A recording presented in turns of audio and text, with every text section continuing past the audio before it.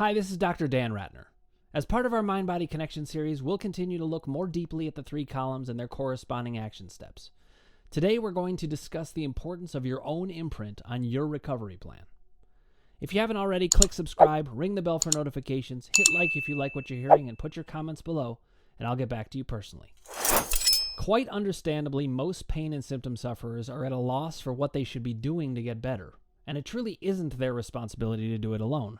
Absolutely not. This is part of the reason that I'm here, is to help you understand how I did it and how what I've learned in working with other people, and not just myself, can help you to know what you should do.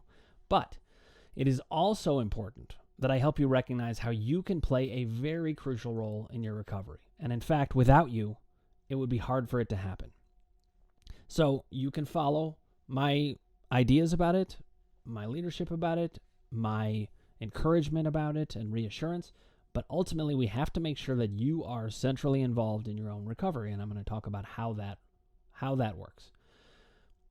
First of all, what you probably haven't gotten before is the right information, or possibly you've gotten good information, but it wasn't organized in a way that you can utilize.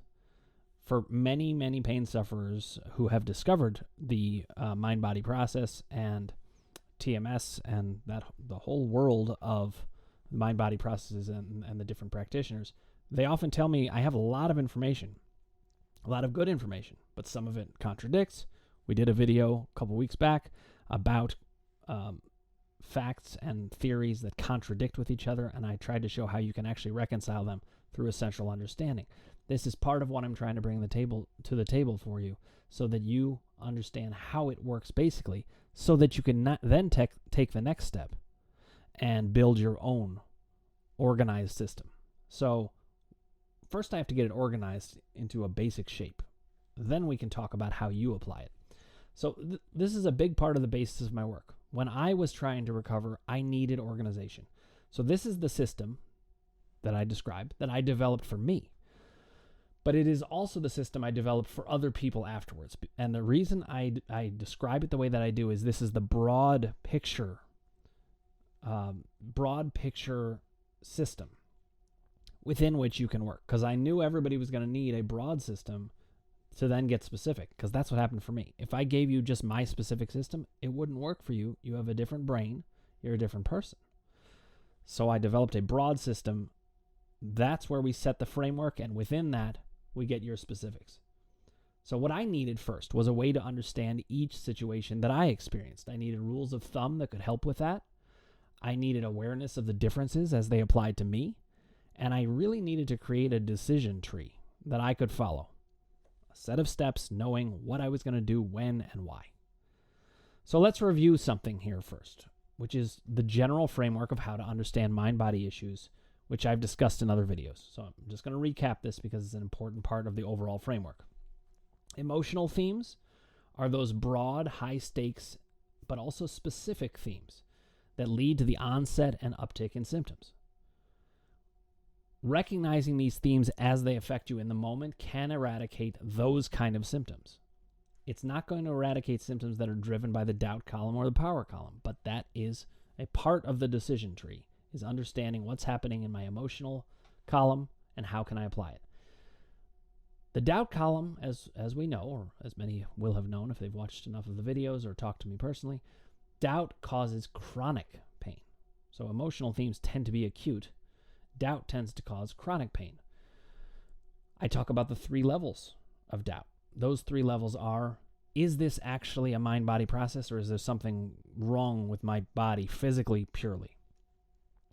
Or, if I'm convinced it's a mind-body issue, can mind-body issues be cured or mastered to the level that I would hope, or fully?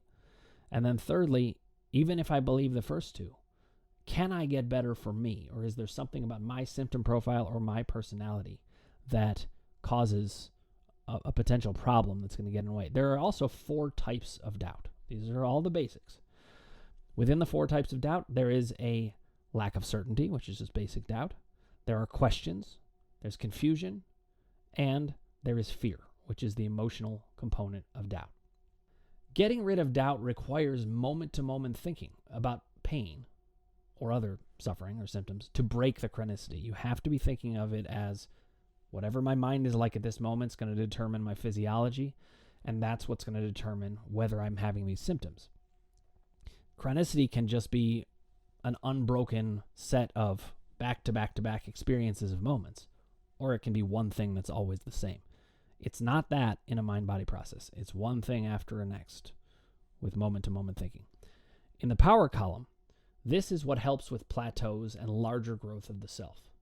So, when you're not getting better and your doubt is actually largely down, although power column work can actually bring it down even further, and your emotions are pretty well known, and the acute symptoms aren't really coming on so much, but you're just kind of stuck, this is where I know it's power column work. And that is about your relationship with yourself. Now again, it also fits into your relationship with others and your symptoms, but at base it's your relationship with yourself and how that's playing out and whether you feel in power or not. Within the power column, I talk about the core narrative. This is the anchor of the power column, and we use that to develop ways to be powerful with self, others, and symptoms.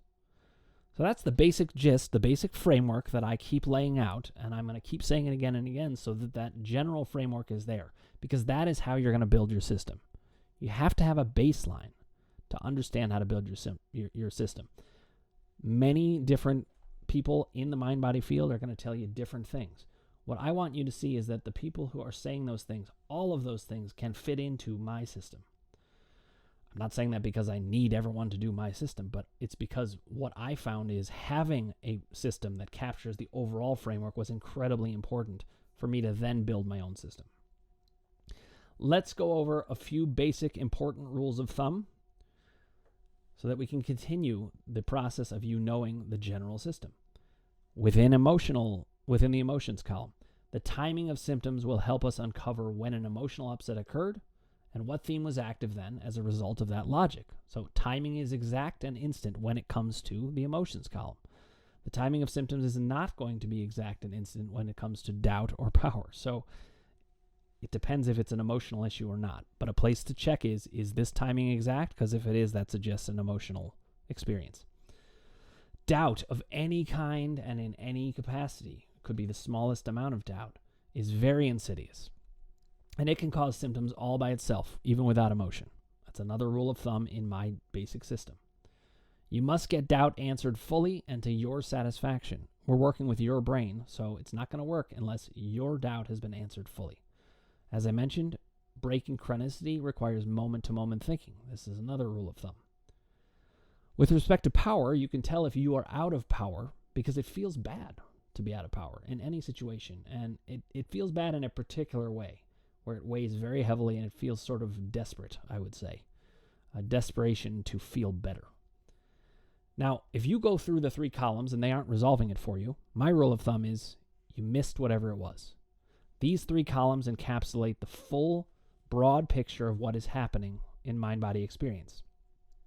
So if you've been through all 3 columns, go back over them. The chances are you've missed it. Now remember, mind-body issues are trying to hide themselves. They're a communication, but they're a hidden communication. And so they probably hid in one of these cracks. And you go back to the emotions column, and then the doubt column, and then the power column. And if that doesn't work, that's maybe when you reach out, send me an email or a text, or you put a comment on the Crushing Doubt site, and you get something answered. It could be by me or somebody else in the community for that matter. You also need to remember that the defense that Sarno talks about and the communication that I talk about is always changing based on need. It does not stay the same. So for your general system, you need to have a setup that is adaptive and flexible. It's going to change. It's going to change moment to moment, and you need to know all of these different rules, but they become automatic once you've thought about it this way. And within that automatic framework, that's how you'll be able to develop your system. So now let's talk about some of the differences that people have and how they may apply to you. First of all, not everybody has 3 extremely active columns. For some people, the doubt column is the primary one. For others, it's primarily emotional. And for others, power is the dominant factor. For some, it can be 2 out of 3. For some, it can be all 3 are raging.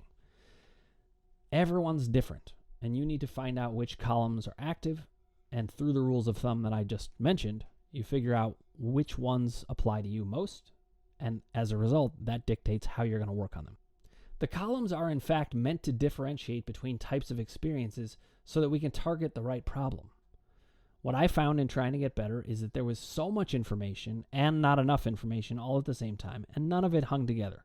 I'm trying to give you a framework that does hang together, and the reason that the columns exist is that they are 3 very different types of experiences, 3 very different types of causes of mind-body issues. So I'm trying to get you organized with that. Now, when we think about some differences that you need to be aware of, the doubt column is, as we know, particularly important in a lot of ways. This is called crushing doubt for a reason. But in curing doubt within you, some elements are going to be important to you. Some won't be important at all. And some will be positively gigantic, and others will seem not important, but turn out to be very important. Do not judge what is important to you. There is absolutely nothing wrong with the way that you think, but the way that you think is the way that you think. The solution to the mind-body experience is to do something in your mind that's going to work for you. So you can't judge your mind. There's nothing wrong with it. It is the way it is, and you're going to need to listen to yourself about what's important and what is not. As an example, for some people, research is completely crucial. They need to hear that the science exists for this. And for others, and this I'm always surprised by this because the research certainly helped me, but for some, they're actually skeptical of research. They're like, I don't know. Studies say different things at different times, which, by the way, within this field, that's not actually true. The studies all suggest there is not a linkage between these structural issues and pain, for what that's worth. But for some people, research is not the thing that's going to get them to be certain.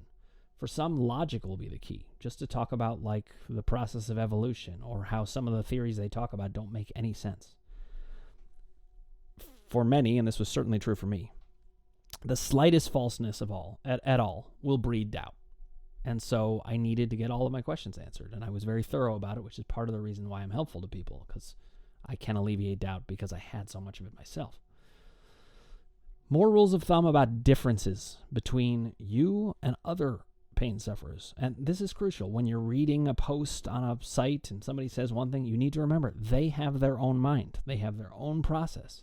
You just find yours, and within my system, you'll be able to find you. So there are different types of mind-body experiences. There's certainly kind of what we would, I guess, call garden variety kinds, which is like, that's the emotions column one. But for others, it's the doubt column that's the dominant factor, or the power column. Then there's things like attentional mind-body issues, where the person cannot get their mind off of it. It becomes a kind of obsessive thing. Certainly did for me. I used to wake up in the morning and think, how's my back? And I'd go to sleep at night thinking, how's my back? It was the first thing I was thinking about. So I have experience with attentional mind-body issues. I talked in another video about discharge mind-body symptoms. I think it was on one of my Q&As, where you have certain symptoms that discharge a feeling. Sometimes you can end up sneezing for this reason, or you can end up having to go to the bathroom because of anxiety. Those are discharge mind-body symptoms, where you have an experience and you get rid of something in the doing. Some people have chronic issues. Some people have acute issues. Some people have acute issues that pop up and stay chronic for a little while and then go away. So you can have all kinds of variety. There are personality-driven mind-body issues, and that's power column work. So when I'm working with somebody and I can tell that there's something that's holding them back there, we go straight to the power column. Now, there are ways to figure out what might be holding you back, these differences. My troubleshooting PDF, which is one of those PDFs you can get for purchase for relatively low fee, if you contact me at dan@crushingdoubt.org, this shows how different people can be. So many different profiles of how people develop these symptoms. That includes that goodists are a big portion of a lot of the people who suffer, but they're not everybody. So you need to figure out who you are. Some people are going to need more reassurance, input, or guidance, and other people won't want it at all. You need to figure out how each column applies to you, or not. And you're also going to need to figure out how they interact with each other as well. The columns actually interact with each other. If you feel more powerful, your doubt can come down. If you hit on something, an emotion that paired well with a symptom, That's going to bring your doubt down. It might even raise your power. So the columns affect each other, and you need to keep looking for how you fit into this. Some ways of thinking are going to click for you while others will not work at all. Do not worry if some of this thinking doesn't work for you. The reason there's so much of it is that I needed to give different ways to get at things because you all have different minds. The thing that convinces you to have no doubt is going to be different than other people. So for some, it's the goodest personality, which it was for me. That was the most convincing thing for me, that I had a mind-body issue. But for others who don't feel like they're goodest, that wouldn't be convincing at all. For some, it's the symptoms not making logical sense in their behavior. For some, it's the science. There are all these different ways. You need to find the ones that work for you. So the bottom line is, my work gives a very specific, organized framework in which you get to build your own version of a recovery plan.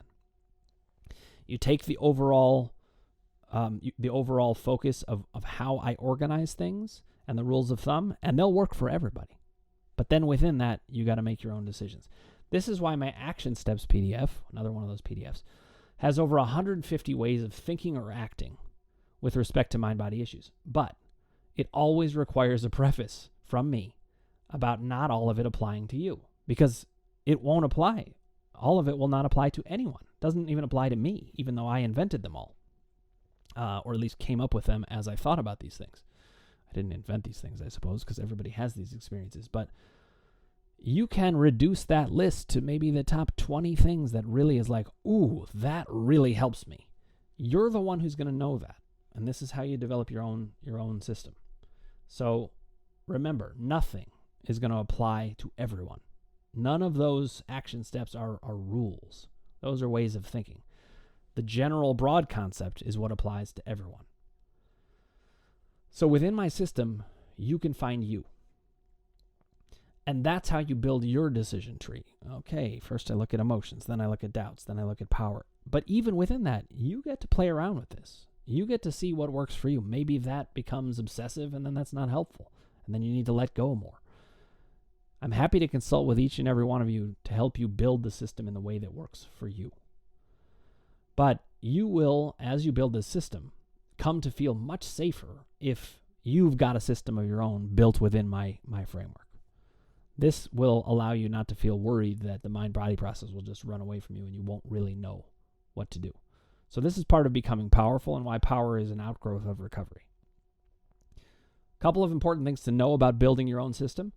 One of the reasons that it is so important is that we're dealing with your mind. I've said this before, but I wanted to highlight it again. The problem cannot be solved without addressing your mind.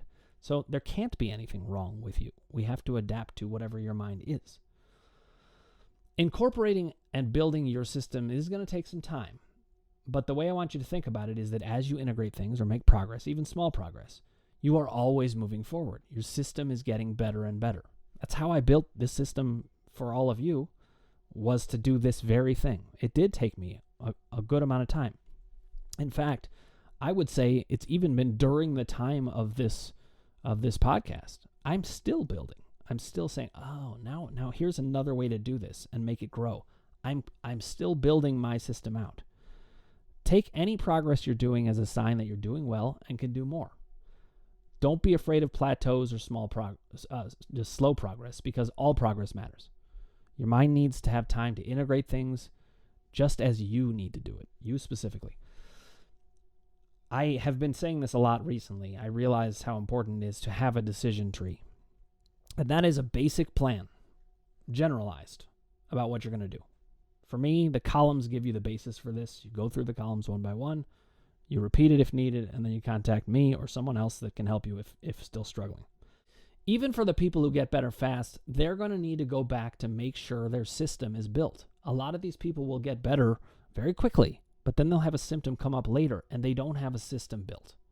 So they're going to be more vulnerable to the flare-ups and possibly a setback into doubt. Feel good about the fact that you're building a system. It's gonna back you up nicely as you go forward. Another thing to remember, you cannot compare yourself to others, because this is an issue of an individual mind. There is no comparison to be had.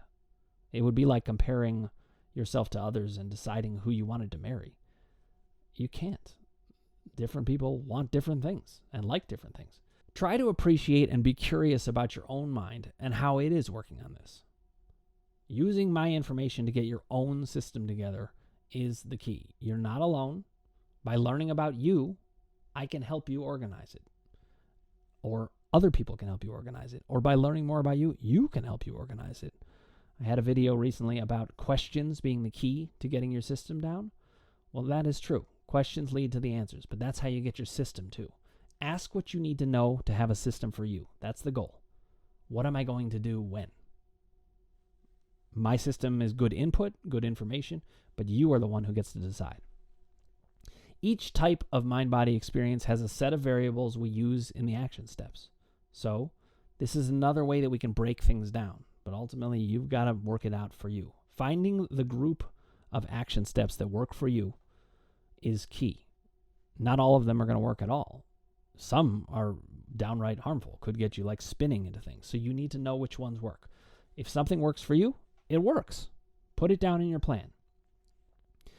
I also want you to see progress is inevitable, because if you just keep working at how your mind works within my system, you will start to make gains. And if you get stuck, reach out to me. I'm happy to help. One thing you're going to need to remember, though, is that doubt is going to try to creep back in. So you need to know that you have to have the will to keep going at this. This is like that video I did on making the decision to get better. You need to have an indomitable will to beat the mind-body symptoms or to understand them. Either way you understand it, you have to have the willpower to do it. If you have that, you will get there. And if you feel like you don't have the will, that's just doubt creeping in and of itself. So as you make any gain, your system just got stronger. Keep at it. Use my framework and develop your own system. Thank you so much for watching. If you haven't already, click subscribe, ring the bell for notifications, hit like if you like what you're hearing, and put your comments below, and I'll get back to you personally.